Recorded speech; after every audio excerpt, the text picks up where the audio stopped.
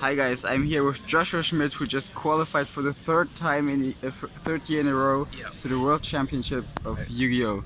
Yeah. So tell us about your playoff. It went pretty well. Obviously, I went 2-0. Played top 8, first 3 get it. So we either had to go win-win or win-lose-win.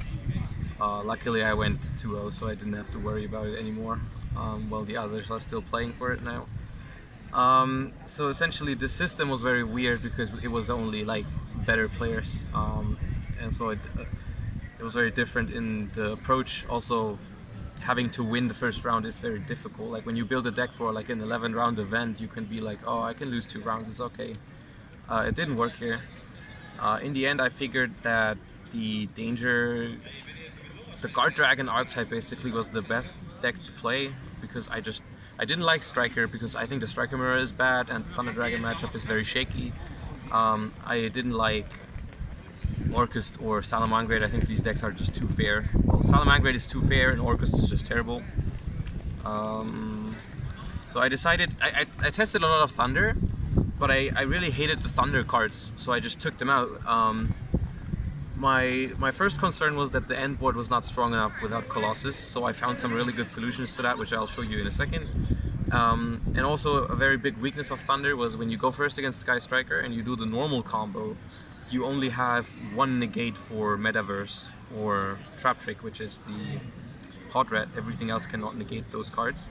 So I really tried to make a board that was better against these kind of combinations about like 2 trap cards. Because if they have Impermanence and Trap Trick, you lose Impermanence, Metaverse, you lose Metaverse, you lose stuff like that. So yeah, this is what I came up with. I'm going to show you the build and then the extra deck, and I'm going to show you what I end up on, and I thought that was better.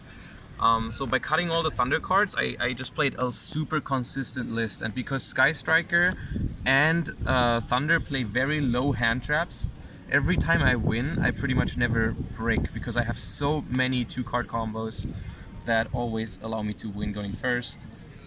So I played 10 dangers. I played Chupacabra because I think the level 4 is very good for link for synchro plays, which I'll show you in the extra deck. I played 3 Reclusia, I played 3 Arborea, I played 3 Maximus, and I played 2 Draco. I just always wanted to see 1 Crusadia. I liked drawing 2. Drawing 3 is very unlikely, but even that is not the worst thing in the world, because Arborea is very useful late in the combo to summon Synchros, which is what I end up on my end board. I'm going to show you what it ends up on, so yeah. So basically the goal is to just draw 1 Crusadia with a danger or any other Crusadia you go off, so like half the deck is super good starter cards. Obviously Baby Dragons, super strong. Guardragon plays insane. Obviously Levianeer and the prize card, which luckily we got one for participation that I could use, so that's where I got that from. Yeah, this is like all the you know all these cards from regular Thunder Dragon. It's just more Crusadias, more consistency cards, less other ones. Then I played 2 Defrag Dragons because it's basically like I wanted to have more dangers. I tested like Mothman and stuff. But all the other dangers are just not reliable, so I wanted something where if I wanted another special summon, I can have it. You know, basically the idea behind it is that it's pretty much another danger, but you get to choose to discard, but you don't draw a card. Also, it's a dragon, which comes up fairly often. I decided to play 2 Eclipse Wyvern. I was even playing 3 at some point in testing, because it just really helps when you get hand trapped on LP. To just go Saryuja, draw, or even without draw and just summon this from your hand really can get you going. It's like a pseudo Thunder Dragon monster because you It's like pretty much something, if you hit it with a danger, it's just very nice. If you have it with Defrag Dragon, it's really nice. And drawing this when your LP resolves is really cool because you just discard it with the Brotar, and that's super advantage. And if your LP doesn't resolve, you probably still get to Saryuja, and so you can summon it, so it's also good. Then the Strudo, this is one of the key cards. Because I'm playing multiple Eclipse Wyvern and I loop them a lot, I go like Eclipse Wyvern, banish one of these, then banish this from grave, add this back, bring it back with Pisty, so on and so forth. And then the Strudo is something that I usually synchro summon twice with him. I summon him from hand and make a level 8 together with Protor, and then I bring him back and make a level 7 with him from grave. There's also very cool scenarios where you bring it back on a level 3, which is a lot of cards in this deck. Bring it back on a level 3, then synchro with the level 4 into Boral Savage, which is why I like the level 4 Danger and the Maximus as well. And then it's 3 Light a Sekka. This deck is 40 cards, which I really liked as opposed to Thunder. Really, it's just Thunder but without bricks, pretty much. And the end board is still amazing. So I just think this deck was better than Thunder for this event.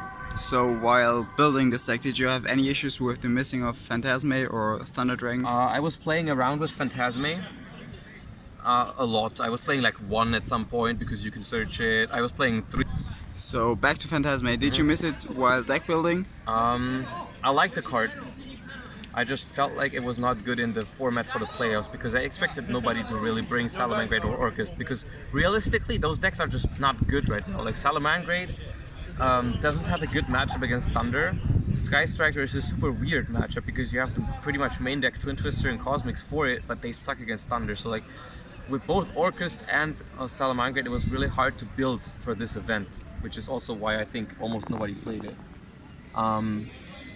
So yeah, Phantasme in the mirror, it doesn't do anything. Like you still die in game 1 if they go first. That's also the thought. Yes, this deck loses going second in the mirror, but I just didn't find anything that would consistently beat Thunder going second game 1 anyways. So it was just like something I accepted, something I prepared for in my side deck, and then also on the other hand, if I go first, I also auto win against Thunder. So that's that. So yeah, 40 cards. Also, this deck doesn't brick pretty much. Like you can draw hands with it all day long. It'll almost never brick.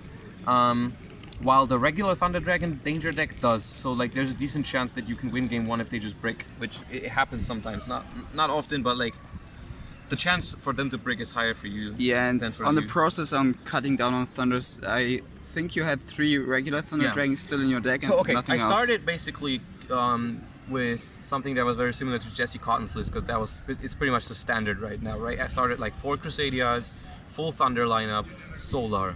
First thing I realized was that Solar I think sucks because it's very vulnerable to hand traps. It's only really good if you have White Dragon. It's really vulnerable post-side to Lancea. The entire Thunder engine is very vulnerable to Lancea. So really quickly I ended up cutting the Solar and the Roars down, and I just played 3 regular Thunder Dragon, 2 Dark, 1 Hawk, 1 Roar. Not Roar, Duo, no Roar at all. While playing that, I realized like whenever I'm winning, it's because I draw like Crusadia cards. I draw these kind of cards. Those are the cards that make me win the games, not the Thunders. So I took out the Dark and the Hawk and the Duo, and I just played 3 regular Thunder Dragon because I was like, okay, I can put 1 Colossus in my extra deck, and when I draw the Thunder Dragon, I can just summon it with Saruja, and I get an easy Colossus. And I thought like, oh, maybe my board is not good enough without Colossus. And then I realized that even though you do double Saruja, you don't always draw the Thunder Dragon, so the Colossus very often ends up being a wasted extra deck slot.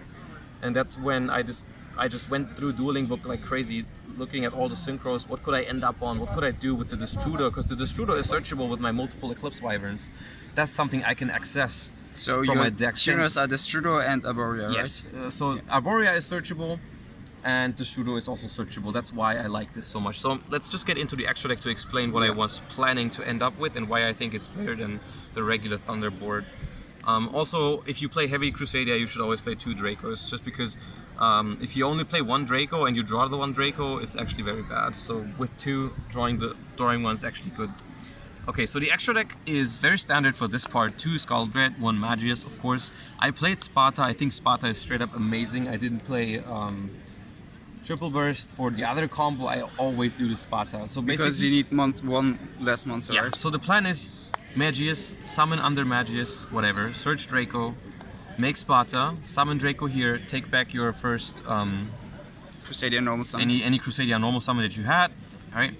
At this point, what you will do is you will use all of your extenders that are not dragons, like all your dangers, you will summon here.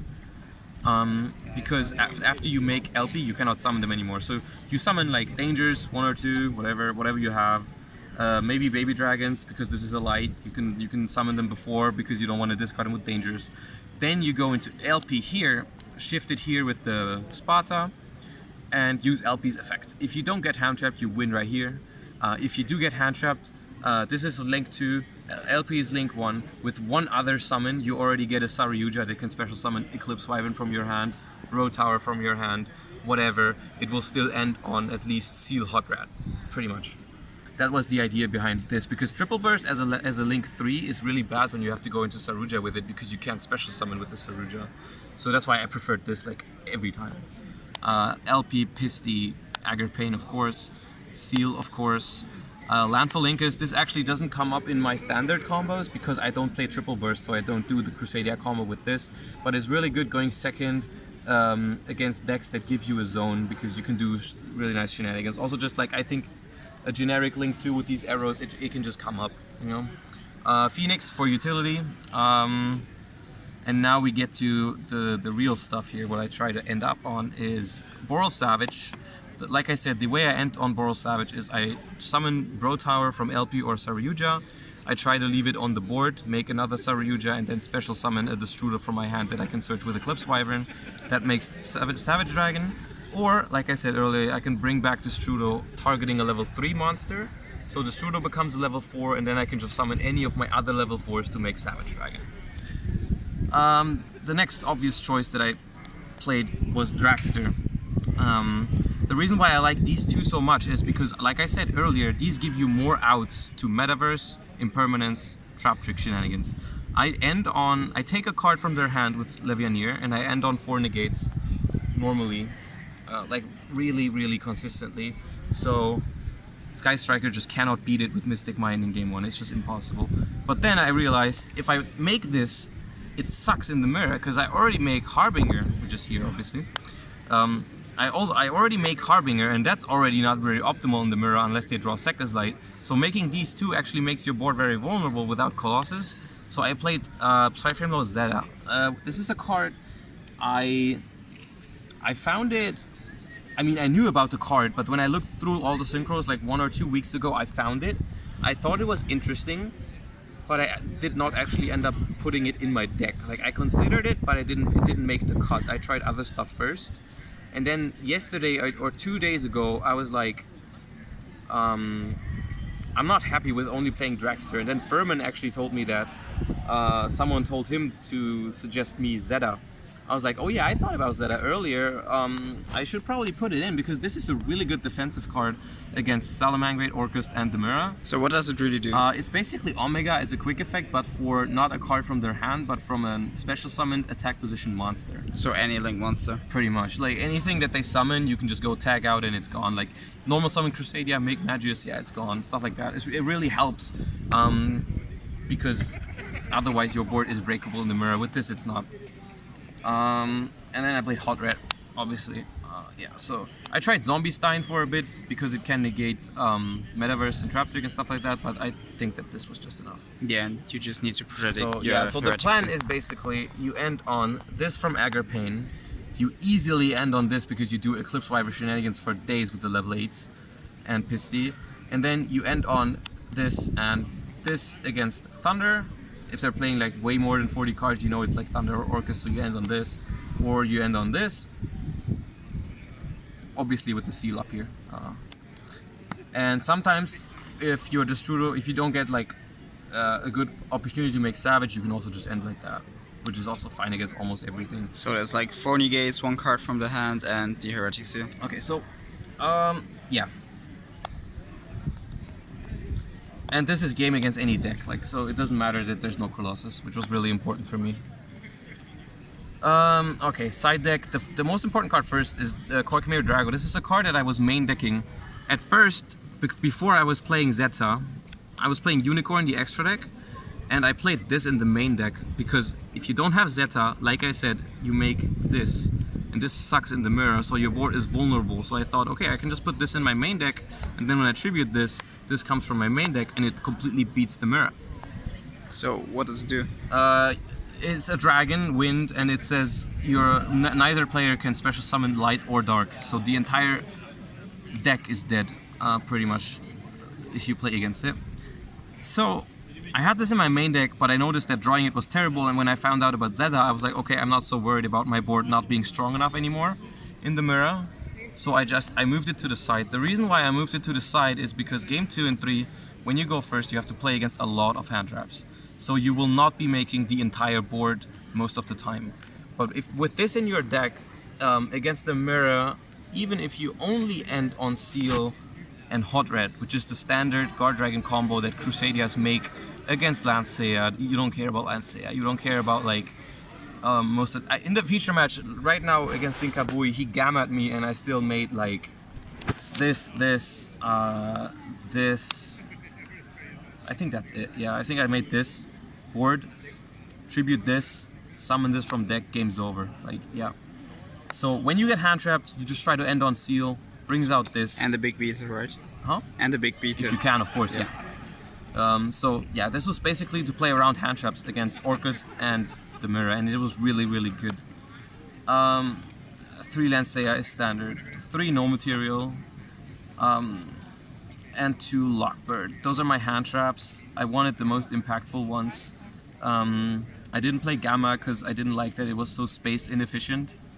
Having to play 4 cards for only 3 good draws, I didn't really like.